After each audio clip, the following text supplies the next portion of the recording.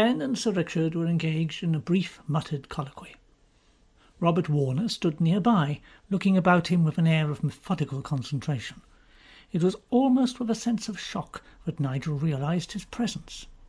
They'd come in together less than 5 minutes ago, but the shock of seeing Yuziet had driven everything else from his mind. He ventured to look again at the body, and was relieved to find that his first sickness did not return. Sir Richard turned to Robert. "I don't want to delay you, Mr. Warner." "I'm so sorry. Of course you don't want a lot of people hanging around, do you? It was only, well, this is a bit of a shock. I think, well, I sort of feel responsible for her, in a way." "You know who she is?" "Well, yes, of course. Don't you? It's Yuziet Haskell, an actress at the Repertory Theatre here." "I see. Well, in that case, you'll be able to help us, no doubt. But I'd be glad if you didn't stop here. Perhaps you wouldn't mind waiting in Mr. Fenn's room for a bit, I can't do anything until the local people arrive. If you smoke his cigarettes and drink his whisky, I'm sure he won't mind."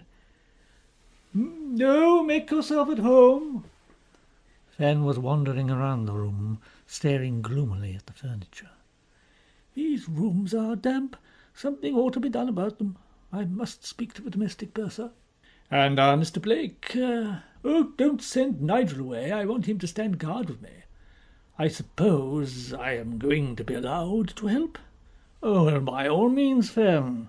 But I don't think you'll have much detecting to do in this case.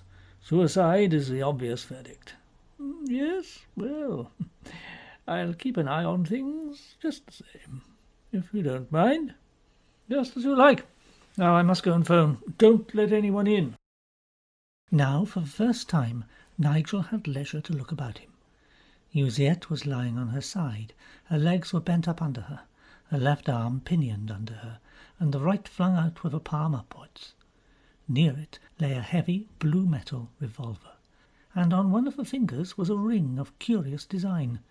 She was wearing a dark brown coat and a green skirt, brown shoes and silk stockings, but was apparently without hat or gloves or bag. She lay in front of a chest of drawers. One of those drawers was open, with the contents untidily displayed, and on which lay a hand mirror, a brush and comb, and an expensive-looking bottle of hair lotion. The rest of the room offered little to Nigel's inexperienced eye. There was a bed, a washstand, a wardrobe, a rug beside the bed, a bedside table with a lamp, and a book and an ashtray containing 1 or 2 stale cigarette stubs, and several odd shoes scattered about the floor. A shirt had been tossed carelessly onto a chair at the foot of the bed, and the smell of gunpowder still hung on the air. The window, apparently, was shut, but at that moment it could not be investigated. Nigel turned his attention back to what was left of Yuziet. It was curious, he thought, how completely death had drained her of personality, and yet not curious, for her personality had centred entirely on her sex, and now that life was gone, that too had vanished, leaving her a neuter, an uninteresting construction of clay, suddenly pathetic. She had been an attractive girl. "We are not bodies," thought Nigel. "We are lives." And oddly there came to him at that moment a new and firm conviction of the nature of love.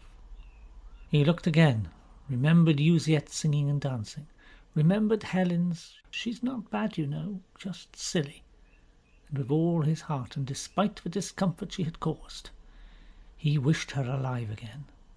Aye, but to die, and go we know not where, to lie in cold obstruction, and to rot. Just as for Claudio, the fact of virginity had been nothing compared with the fact of death, so for Nigel all other considerations paled beside it. He shook himself irritably.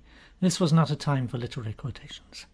If Yuziet had been murdered, he looked inquiringly at Fenn, but that expert, guessing the unspoken question, merely said non-committally, "It looks like suicide," and continued his perplexed examination of the floor around the body. Sir Richard came back, rubbing his hands together.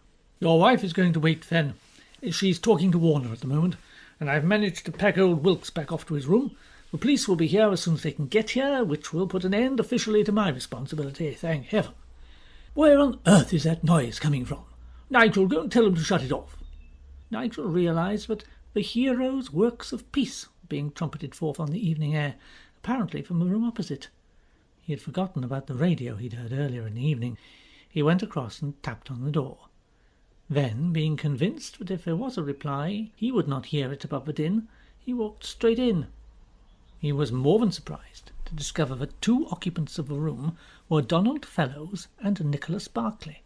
They were sitting in armchairs by the fire, listening to a radio which stood on a table beside them. Nigel stopped short on seeing them, and Nicholas performed an elaborate pantomime to demand silence. But Nigel waved him impatiently aside. "You see it's dead! In your room! For God's sake, turn that thing off! I can't hear myself speak!" Nicholas turned it off. "Well, well, well," was his only comment. Donald sat silent. He showed no reaction at all, except perhaps to go a little pale. "How do you mean, dead? And why in my room?" "She's been shot in the head." "Murdered?" asked Nicholas. "Can't say I'm surprised. Did you do it, Donald?" "No, damn you, I didn't." "The indications," said Nigel, "point to suicide." "Suicide?" "You seem surprised." Well, she wasn't well liked, was she? And she didn't seem the sort to kill herself." "Oh, God, this is terrible." "I suppose I ought to come across," Donald continued after a moment. "Well, you can please yourself about that, I imagine," said Nigel. "It's your room. No doubt the police will want to ask you some questions when they arrive." "Oh," said Nicholas. "They're not here yet. When did this happen, then?" "About 10 minutes ago. Sir Richard Freeman's in charge at the moment. Fenn is helping him." "Whoa, the college's tame detective. And they think it's suicide. 10 minutes ago. That must be the noise we heard, Donald. But the battles section was making such an infernal row we didn't take any notice. You said it was only a group of second-year men fooling about. Well, do you think they'll want to see me, or can I go home?" "I imagine that sooner or later they'll want to see everyone who had any connection with Yuziet. I shan't go back in there. I don't want to see." "All right, laddie. We'll stop here, console one another. If either of us tries to do a bunk for the next boat train to Ostend, the other can stop him." "We'll see you later then, Nigel." "Yes."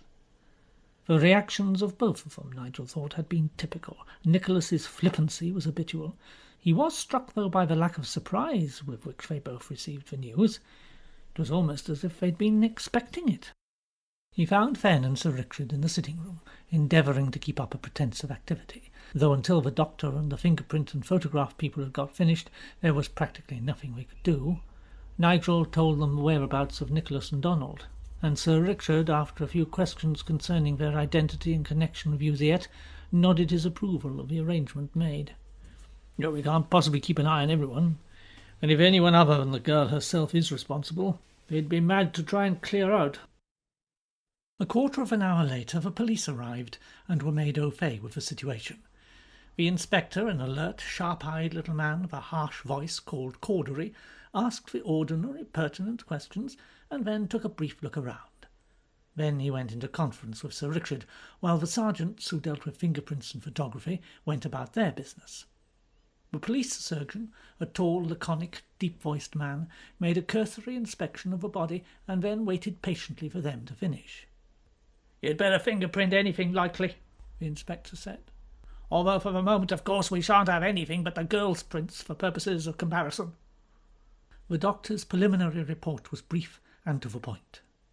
"Death anything from 20 minutes to half an hour ago.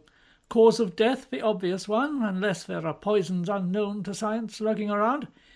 The bullet is presumably lodged somewhere at the back of the cerebellum. Angle of penetration is about horizontal, I should say. I can't tell you any more till I've had a proper look. Of course, there'll have to be a PM." Nigel, who'd stood for a minute or two watching one of the sergeants playing about with insulflator powder, camel hair brushes, plates of glass, and unpleasant-smelling ointments, became quickly bored and wandered back to talk to Fenn.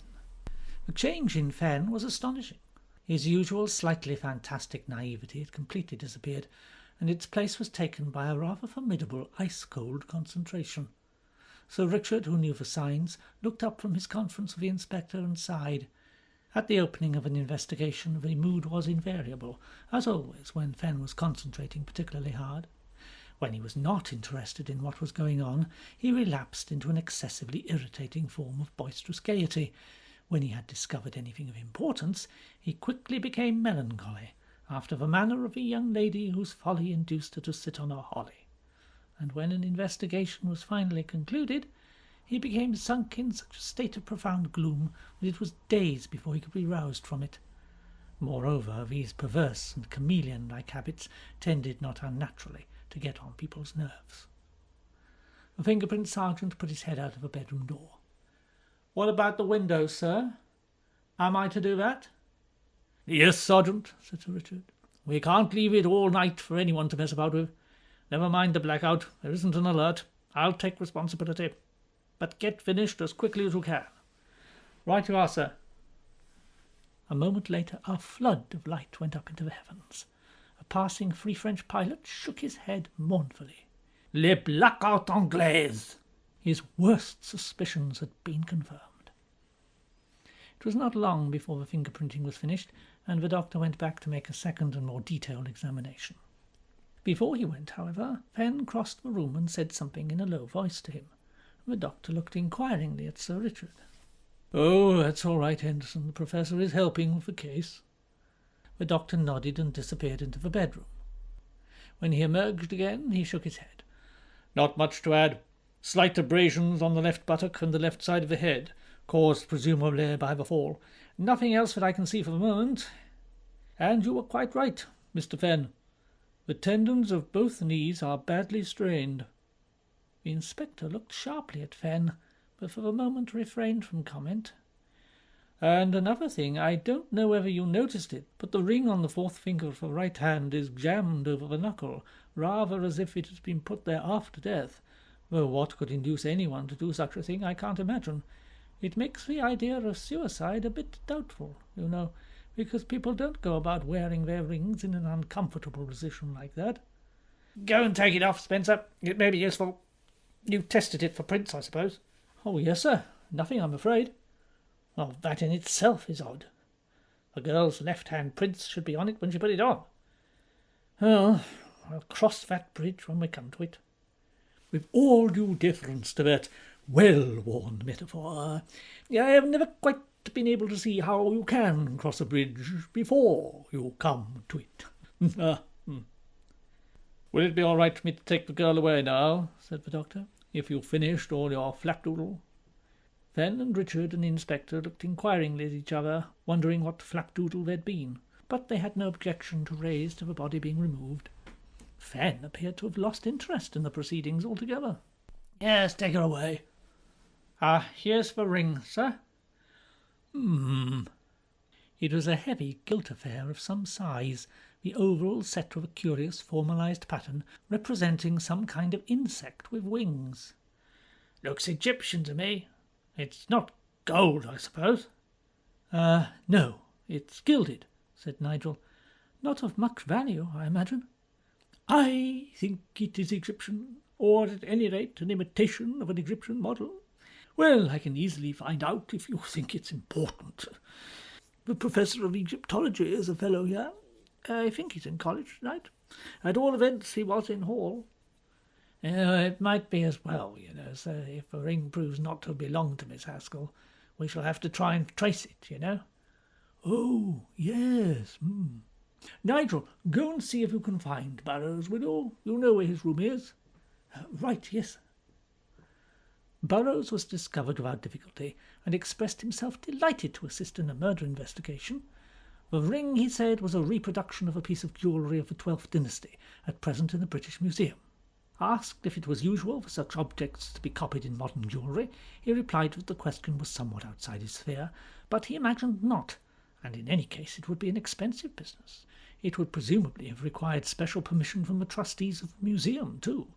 The inspector made a note of that last fact, and reflected that it would make his job of tracing the ring a good deal easier.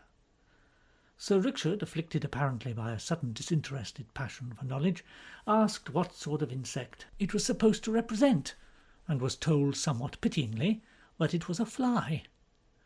On his remarking that the wings pointed forwards and not backwards, as with a majority of flies, he was further informed that as far as it was possible to judge from such a formalized representation, It was intended to be a gold-girdled fly, Chrysotoxum bisinctum. Some reference was made at this point to the professor of entomology, but the inspector, feeling that matters were getting a little out of hand, drew his line at another professor, and so the discussion came to a close. Burroughs retired amid expressions of thanks, looking intensely pleased with himself. A sort of round-table conference, involving an initial summing up of a case, now took place, and the next object to which they turned their attention was the gun. "Well now, Spencer, what about fingerprints there, But Nigel interrupted before the sergeant could speak. "I think I can tell you where that gun came from." He recounted the incident at the party. "Of course, I've no means of telling for certain it's the same one, but if you get on to the owner, he'll know." "Thank you. Very helpful, sir, very helpful indeed. Although I don't quite see what made you go back to see if the gun was gone." "Well, impulse, I suppose." He was very glad suddenly he had a cast-iron alibi for the murder. "Sudden impulse, yes, well, we all act on those upon occasion. Now, what time would it be when you went back and found the gun was gone?" "Well, I left Nicholas in the corridor about 1:30. I can't have spent more than 10 minutes or so undressing, so I suppose 1:40. 1:40 a.m. And the name of the owner of the gun?" "Oh, that's Captain Peter Graham." "Ah, yes. Elbow." "Sir?" "Ring up the Mason's Sceptre, will you? Ask Captain Graham if he'll be so kind as to step over here some time during this evening, as soon as he can conveniently manage." "Right, sir." "Now, Spencer, fingerprints?" Yes, sir. A few old prints on the barrels and chambers, which of course I can't identify, but there's nothing on the cartridges, and nothing on the butt and trigger, except the prints of the young lady's right hand, thumb on the trigger, fingers round the back, and the right side of the butt." "Well, that's a curious arrangement, isn't it?" "Oh, not if you come to think of it, sir." The inspector picked up the gun and pointed it at his forehead, holding it round the back of the butt with his thumb on the trigger. "Only comfortable way to hold it, really, if you're going to shoot yourself, as she apparently did." "Were there any prints on the hammer? Any indication the gun had been cocked, I mean?" Well, sir, that's a bit difficult. There's a sort of criss-cross pattern on the hammer, and that doesn't take prints. But I think I can safely say it hasn't been touched." "Oh, Anything else in the room?" A lot of old marks. Place is not too clean, really, sir. There's the girl's prints on the doorknobs, and on the drawers of the desk here, and on the drawers of the chest of drawers by the window in the bedroom."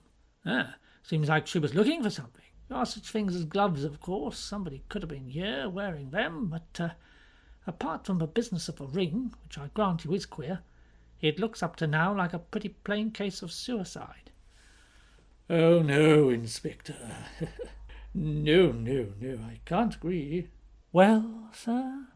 "Everything mitigates against it, leaving aside for a moment the question of why the girl should have wanted to commit suicide in any case, why she didn't leave a suicide note, why she should have chosen a singularly unattractive bedroom not belonging to her to do it in, and why, moreover, she should have interrupted herself in the middle, not at the end, mind, of a particularly intensive search.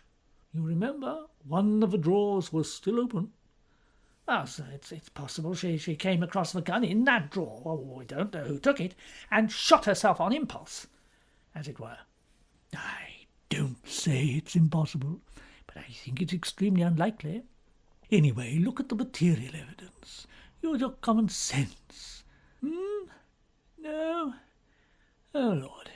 Look, I'll show you what I mean." Suddenly Fenn rushed out of the room, returning a minute later with his wife. After she'd greeted the inspector with a slow, pleasant smile, Fenn seized up the gun and handed it to her. "Dolly, would you mind committing suicide for a moment?" "Certainly, dear." Mrs. Fenn took the gun in her right hand with her forefinger on the trigger and pointed it at her right temple. "There!" "Shall I pull the trigger?" "By all means." Don't do that, Mrs. Fenn. It's loaded." "Oh, thank you, Sir Richard. Gervais is hopelessly forgetful. I wouldn't have dreamed of doing such a thing. Is that all I can do for you, gentlemen?" Yes, thank you." "Very well, then. Gervais, I'm going to go home now. Try not to be too late, and don't disturb the children when you come in." Good evening, everybody. Fen cut Sir Richard's expostulation short by saying, "You see what I mean, though. Try it with any woman you like. They'll do the same thing. The other way is psychologically impossible. Though I agree, abstractly one wouldn't think it so, and that's why whoever did it has been a little too clever. Look at the weight of the thing, the comparatively big leverage you have to pull the trigger. Try and pull it when you're holding the thing in the position suggested by the prince, and you will find out you have the devil of a job. And then think of yourself committing suicide in that laborious and nerve-wracking manner. You will realize it's hopelessly improbable. The only way to eliminate the difficulty would be to cock the gun, which makes the trigger into a hair trigger. And as Spencer told us, that simply wasn't done." That's right, sir. Yes, it's right, sir. Well, then, I suppose I have to agree with that as far as it goes, but what else? Well, the ring, of course. Can you in your wildest imagining suppose that someone is going to commit suicide with a ring in that foully uncomfortable position on the hand in which they're holding the gun? Of course not. Suicides invariably take the utmost pain to make themselves comfortable. So quite obviously, for heaven knows what purpose, someone crammed that ring onto the girl's finger after she was dead, and someone in very much of a hurry too, if I'm not mistaken. And finally there's the fact the girl was kneeling when she was shot, kneeling by the chest of drawers, which, as you say, is rather a low one. Well, how do you make that out? The position of a body, man. If she'd been standing when she was shot, one leg might have doubled up under her by the fall, but not both, neatly folded up like that. Then consider the effect of the impact of a heavy caliber bullet on a person kneeling. They would be thrown brusquely back, with the knees as a pivot. That is why I asked the doctor to see if the tendons of the knees were strained. And lo, they were. Voila! Nigel gaped. The inspector looked even more unhappy, and Sir Richard nodded. Good for you, Gervase. Well, where do we go from here? An accident? Suggested Nigel tentatively. The inspector, relieved at this fortunate manifestation of an intelligence lower than his own, regarded him with disdain. Hardly, sir. The bullet entered horizontally, remember. It would have to be a pretty fantastic set of circumstances. Well, but if the circumstances weren't fantastic, accidents wouldn't happen. People take ordinary precautions. No, Nigel, it won't do. There is no evidence for it at all. And that leaves us with just one thing. Murder? Oh, good heavens, how? This man Williams says that nobody followed the girl in here from outside, and no one came down from your room, Professor. Oh, wait a minute. Someone did. Robert Warner came down. He came down to the lavatory 2 or 3 minutes before we heard the shot. Was the inspector's only reaction to this intelligence. Yes, exactly, Inspector, said Sir Richard. No one could possibly have shot the girl and done all that faking in the half-minute or so before Williams came in, or, for that matter, in the minute and a half before we arrived. Besides, I'm sure Warner's alibi is genuine, because I heard him pull the plug as we were coming downstairs, and he unbolted the door and came out just as we reached the bottom. Nigel grunted agreement. No one had been hidden in the room when they arrived, and if anyone had been waiting there when Uziette came in, he would not have been able to get away afterwards. Nigel had a third idea. The window! What about it? Concealed himself, killed the girl, waited till he saw Williams coming, and then, with the guard outside removed, as it were, popped out again. It'd be devilish risky. And it still doesn't get you over the difficulty that he'd have no time to do the faking, added Sir Richard. Nigel sighed and ventured no further ideas. However, the inspector agreed, it's worth looking into a bit more closely. Anyone getting out of that window would certainly have left marks. Apart from that, I don't quite know. Suicide, we've agreed, is most unlikely because of the ring, and the fact the girl was kneeling, and the whole business about the gun, quite apart from the problem of why she should elect to do it here. Accident, practically impossible. Murder, apparently impossible. So I suppose the only conclusion is... The only conclusion is, put in the inspector, that the thing never happened. Quie, he added gloomily, with a sudden recollection of his school days. Absurdum est. Well, that means there's something we've missed. We shall have to go ahead and find out what it is, that's all. Where do we begin, sir? Apart from routine investigation of times and so on, from the porter and this man Williams? Investigation, like charity, begins at home. Well, as far as I can see, we shall have to discover who, if anyone, had a motive for killing the girl, and put them through it. Wouldn't it be better to keep an open mind? I mean, we don't know she was murdered. Well, sir, what other basis do you think we should take? I don't know. Finn? I think it's a very good idea, Inspector. But don't question them in this dreary hole, for goodness sake. Let's go back to my room. Isn't Mr. Warner up there? Oh, Lord, yes. Well, suppose we take Williams and the porter down here, and then go up and deal with Warner, and get rid of him, and have the other two up there afterwards. Mr. Fellows and Mr. Barclay, yes, that seems reasonable. I'm not sure it isn't better to question witnesses in a more uncomfortable environment, though. That's true in a way, but if they're telling lies, they're more likely to relax and elaborate them and make them obvious from the depths of an armchair. Oh, what a dismal business it all is. And there's another thing. The next of kin must be informed. Has the girl any relations here in Oxford? Nigel remembered Helen for the first time that evening. The two sisters were so dissimilar, and moreover had got on so badly together, that it was not surprising he'd forgotten the relationship between them. His heart sank. There's a sister, Helen. She works at the Rep too. Uh-huh. Helen... Rep... Well, we shall have to communicate with her, of course. I suppose the theatre's on the telephone. Yes, but do you think there's any objection to my breaking the news? We're very good friends, you see, and... Well, I don't see why not, sir. But I shouldn't say too much about the circumstances if I were you. Naturally, she'll have to be asked a few questions. I suppose she'll be working at the moment?